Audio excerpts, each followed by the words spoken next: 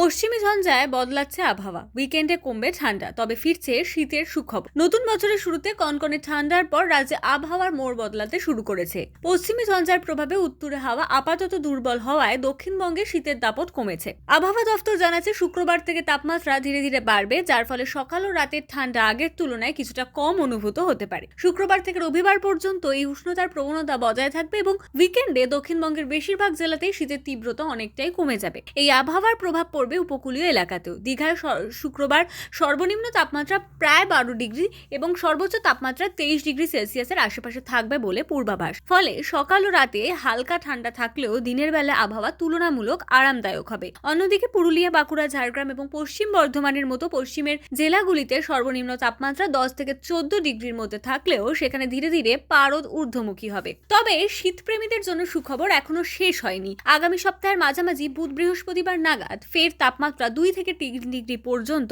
কমতে পারে। পাশাপাশি উড়িষ্যা উপকূলে বিপরীত ঘূর্ণাবর্ত তৈরি হওয়ায় রাজ্যে জলীয় বাষ্প বাড়ছে, যার ফলে দুই বঙ্গে ঘন কুয়াশার সম্ভাবনা। শুক্রবার হাওড়া, দক্ষিণ 24 পরগনা ও মেদিনীপুর, ঝাড়গ্রাম, পুরুলিয়া ও বাঁকুড়ায় কুয়াশা দেখা গেলেও শনিবার দক্ষিণ 24 পরগনা, উত্তর 24 পরগনা, বর্ধমান, বীরভূম, মুর্শিদাবাদ ও নদিয়াতেও কুয়াশার দাপট বাড়তে পারে বলে পূর্বাভাস দিয়েছে।